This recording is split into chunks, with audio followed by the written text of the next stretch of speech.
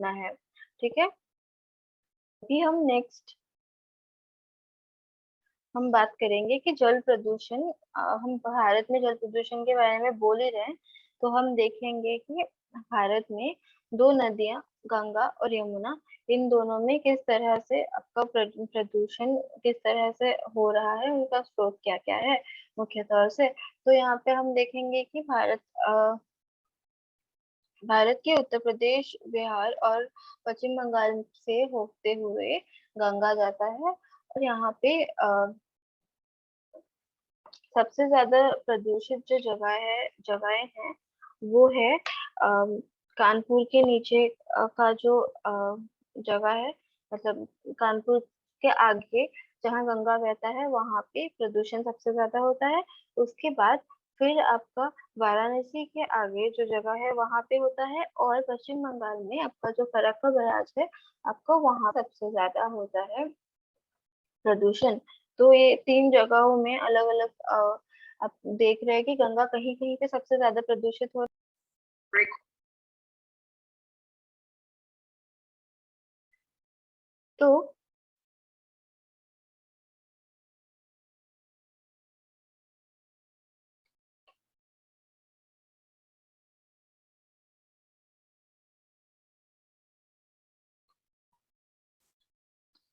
मैं बोल रही थी कि आपका किसी किसी जगह पे जैसे कानपुर के बाद या वाराणसी के बाद या फिर फरक्का बैरेज के वहां पे सबसे ज्यादा आपका प्रदूषण देखा जाता है।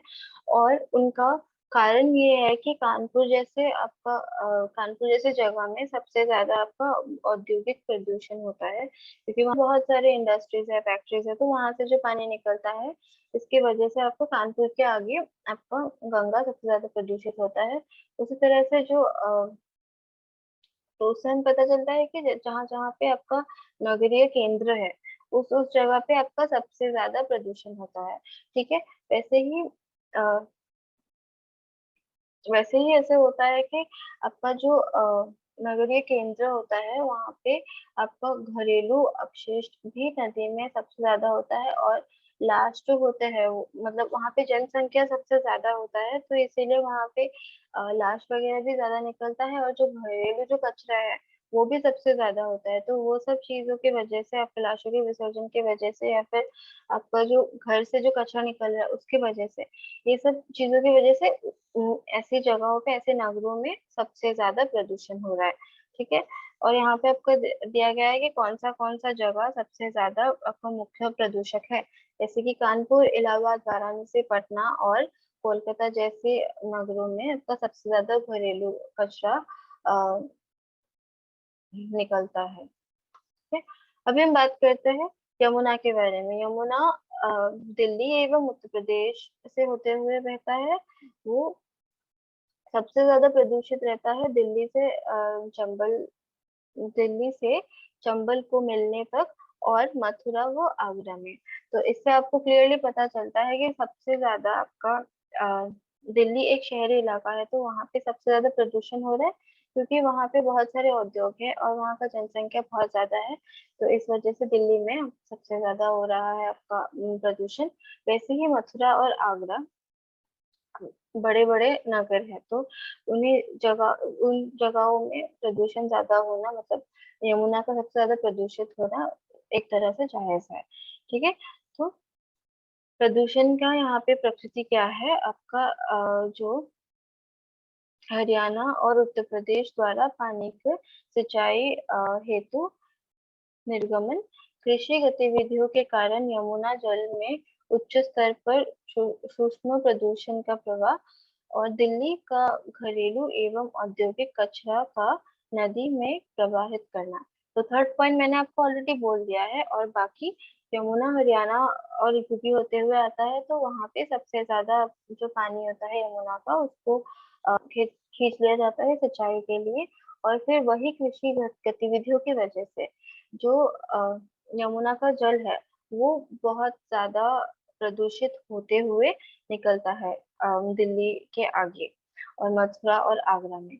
ठीक है, तो वही सब चीजों के वजह से दिल्ली में जो आपका घरेलू कचरा होता है वो नदी में डालने की वजह से ये ये इलाके सबसे ज्यादा प्रदूषित है इन नदियों में। ठीक है, तो अभी हम पता करेंगे कि आपका गंगा का गंगा पे एक कार्यक्रम शुरू किया गया था। ठीक है, तो वो था गंगा के सफाई हेतु, तो उसको बोला गया था नमामि गंगा कार्यक्रम। तो उसके अंदर आपका जो नमामि गंगा है, मतलब लोअर गंगा, ठीक है, गंगा बहुत बड़ा नदी है, तो जो ऊपर का स्ट्रेच है, तो अगर आप देखो तो आपके यूपी के आगे तो गंगा काफी साफ है। अगर आप उत्तराखंड में देखो तो गंगा काफी साफ है, वहां पे गंदगी कई हद तक कम है। लेकिन जब वो एक एक शहर से गुजरते हुए आगे जाता है, तो वहां पे गंगा और ज्यादा प्रदूषित होता जाता है शहरों से गुजरते हुए। तो जो आपका नमनी गंगा है, वहां पे बहुत ज्यादा गंदगी होने की वजह से जो शहरों का कचरा है, ये कार्यक्रम शुरू किया गया था इसी उद्देश्य के साथ कि गंगा की सफाई हो और वो और अच्छी तरीके से अ, और कुछ दिन मतलब और साफ सफाई के साथ उस नदी का और ज्यादा विकास हो सके। तो ये सब है उस कार्यक्रम के उद्देश्य, जैसे कि शहरों में शिविर, ट्रीटमेंट की व्यवस्था करना, औद्योगिक प्रवाह की निगरानी, नदियों का विकास, नदियों के किनारे पर वनीकरण, जिससे जीव जीव जीविधता में वृद्धि हो, नदियों के तल की सफाई, उत्तराखंड, यूपी, बिहार, झारखंड में गंगा ग्राम का विकास करना, नदी में किसी भी प्रकार का पदार्थ को ना डालना, भले ही वो किसी अनुष्ठान से संबंधित हो। इससे प्रदूषण का बढ़ावा मिलता है और इससे संबंध में लोगों में जागरूकता पैदा करना। तो यही सब चीजें हैं इस कार्यक्रम में कि आप, ताकि प्रदूषण को कम किया जा सके, ये प्रोग्राम जो शुरू किया था। तो इससे ऐसा है कि आपका जो घाट है उसको उसमें सफाई किया जाए, या फिर अगर कोई भी अनुष्ठान ऐसे कार्यक्रम हो रहा है तो उन सब में आपका एक पाबंदी लगाया जाए कि वो सबका जो कचरा है वो नदी में ना डाला जाए। तो यही सब चीजें, गंगा का जो तल है वो उसको साफ किया जाए। तो यही सब चीजें हैं यहाँ पे। तो यही सब चीजों को इस कार्यक्रम के अंदर लाया गया है और काफी सुधार लाया गया है इन सालों में। ठीक है, अभी आपका जल प्रदूषण क्लियर होगा, अभी हम आगे बढ़ते हैं आपके वायु प्रदूषण को लेके। ठीक है, वायु प्रदूषण को हम समझने जाए तो वायु प्रदूषण क्या है? वायु प्रदूषण हवा प्रदूषण है। जैसे हमारे हवा में एक मात्रा में आपका ऑक्सीजन, कार्बन डाइऑक्साइड जैसे सारे पदार्थ, नाइट्रोजन जैसे सारे पदार्थों का आपका कंपोजिशन है। ठीक है, तो वो जो सारे जो पदार्थ है, मतलब ये जो सारी चीजें हैं, ये चीजें जब आपका उसमें बदलाव हो जाए, क्योंकि उसमें अलग अलग प्रदूषक तत्व जुड़ जाए, जैसे कि धूल हो गया, जैसे कि गैस हो गया, कोहरा हो गया, या फिर किसी भी प्रकार का गंध। ठीक है, तो ये सब चीजें जब आपका ऐड हो जाएगा, मतलब हवा में, वायु में, तो आपका क्या होगा? वायु प्रदूषण होगा। ठीक है, तो वायु प्रदूषण उसे ही बोलते हैं जब आपका हवा गंदा हो जाता है, क्योंकि आपका धूल, कोहरा, गैस, ये सब चीजें ज्यादा बढ़ जाता है, और जो कार्बन डाइऑक्साइड है वो ज्यादा बढ़ जाता है आपके। हाँ, जितना नेचुरल, मतलब आपका जितना भी होना चाहिए हवा में नॉर्मली, उससे ज्यादा जब कार्बन डाइऑक्साइड बढ़ जाए तो क्या बोलते हैं? वायु प्रदूषण बोलते हैं। फिर किसी भी और तरह के कंपोनेंट, जैसे कि आपका किसी भी तरह का सल्फाइड बढ़ जाए, मतलब नाइट्रोजन बढ़ जाए, फिर कार्बन डाइऑक्साइड, हाइड्रोकार्बन बढ़ जाए, कार्बन मोनोऑक्साइड बढ़ जाए, या फिर जो एस्बेस्टोस होते हैं, एस्बेस्टोस या फिर लेड, ये सब चीजें, ये सारी चीजें जब बढ़ जाता है तो तो क्या होता है आपका? उससे आपका वायु प्रदूषण होता है और काफी सारी बीमारियां वगैरह होती है।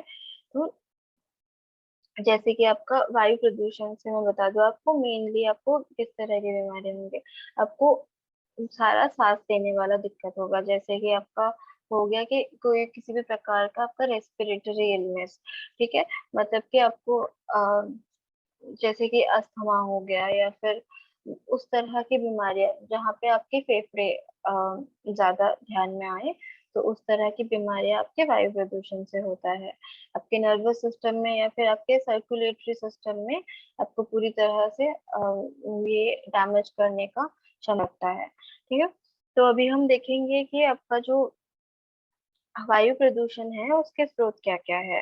तो उसका बहुत ही महत्वपूर्ण स्रोत ये है कि जब हमारा अ, खनन होता है, खनन और उद्योग का आपका जब कार्य होता है, तो उस समय सबसे ज्यादा मुख्य रूप से आपका वायु प्रदूषण होता है। उसके साथ साथ ही जैसे आपके आप इस चार्ट में आ जाए वापस, इसमें हम देखेंगे कि क्या क्या होता है। जैसे कि आपका कोल होता है, मतलब कि आपका जो कोयला होता है उसको जलाने से, या फिर आपके पेट्रोल डीजल ये सब का जो आपका गाड़ी है, ये सब आप चलाते हो तो पेट्रोल डीजल ये सब चीजें जलता है।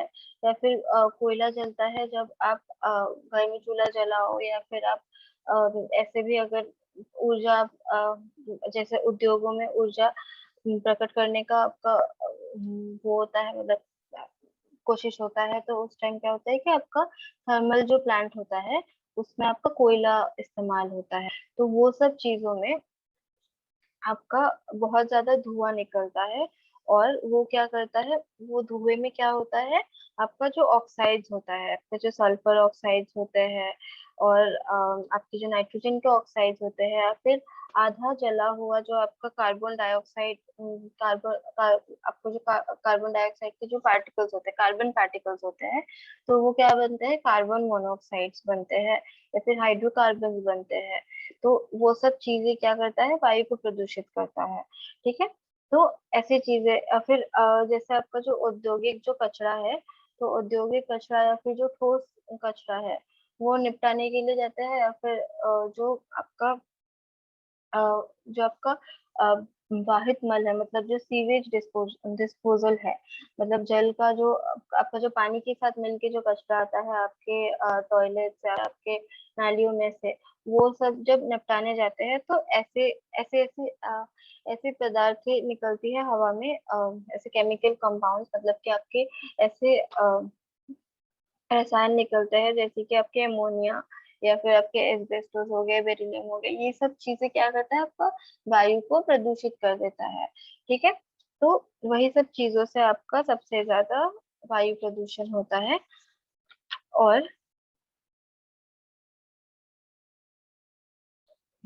और अब बुक में देखिए, और एक चीज है, उसे बोलते हैं आपका अर्बन स्मॉग, मतलब जो नगरों में जो भाप सा बन जाता है, जो धुआं होता है, जो कोहरा होता है, उसको जो मतलब आपका धुआं और कोहरा मिक्स हो जाता है, उसको क्या बोलते हैं, आपको आपका उसको एक प्रकार का नगरीय आपका कोहरा बोलते हैं। तो वो बहुत ज्यादा हानिकारक है, और वो दिखाता है कि हमारा कितने हद तक हमारा एटमॉस्फेयर में, हमारे पर्यावरण में वायु प्रदूषण हो रहा है। और ये जो फॉग होता है, ये ऐसे होता है कि शहरों के ऊपर वो पूरी तरह से फैल जाता है, और उसके वजह से क्या होता है, जो प्रदूषित जो हवा होता है वो जा नहीं पाता है इधर से उधर, और उस वजह से कभी कभी लोगों के स्वास्थ्य में काफी हद तक वो हानिकारक हो जाता है, और काफी ज्यादा लोगों को दिक्कत होता है। इसका मैं आपको एग्जांपल देती हूँ, जैसे कि सर्दियों के मौसम में अगर अब दिल्ली के लोग हो, या फिर अगर आप दिल्ली के लोगों से पूछो, तो वो बताएंगे कि सबसे ज्यादा उनको प्रॉब्लम होता है सांस लेने में, या फिर जो पोल्यूशन का लेवल है, मतलब उनको प्रदूषण जो जितना है वो इतना ज्यादा हवा में बढ़ जाता है कि सामने खड़ा इंसान भी नहीं दिखेगा। तो उसके वजह से क्या होता है कि इतना ज्यादा कोहरा हो जाता है कि अगर आप किसी के सामने भी हो तो वो नहीं दिखेगा, और आपको सांस लेने में बहुत ज्यादा दिक्कत होगा, बहुत ज्यादा उमस होगा हवा में। तो उसे उसकी वजह से बहुत सारे प्रॉब्लम्स होते हैं, और वो स्पेशली तब होता है जब दिवाली हो जाता है उसके बाद। वो सर्दियों में ऐसे होता है कि वो हवा इधर से उधर, मतलब जैसे दिल्ली से बाहर वो जा नहीं पाता है। शहर शहर के इतने ज्यादा जनसंख्या की वजह से, जो बिल्डिंग्स होते हैं उसकी वजह से इतना जो कंजेस्टेड होता है, एक एक के साथ एक जो लगा हुआ होता है सारा बिल्डिंग्स, और जगह नहीं होता है, तो हवा होता है उसी शहर में, उसी जगह पे वो रह जाता है, और वो एक तरह के नगरीय आपके कोहरे की तरह रहता है, और उस जगह को काफी ज्यादा, उस जगह के लोगों को काफी ज्यादा दिक्कत देता है। ठीक है।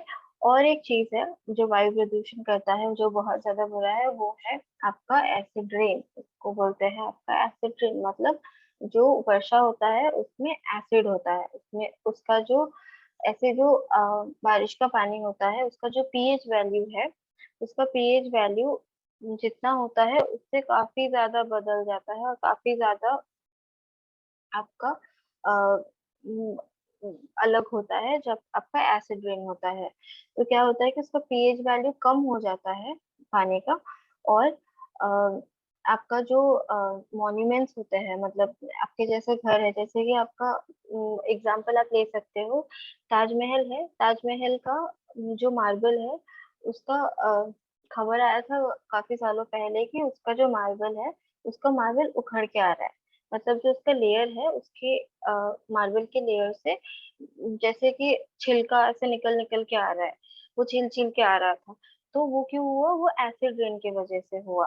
ठीक है। वो वर्षा में जो पानी में जो बहुत ज्यादा आपका एसिड था, उसने मार्बल को पिघला दिया।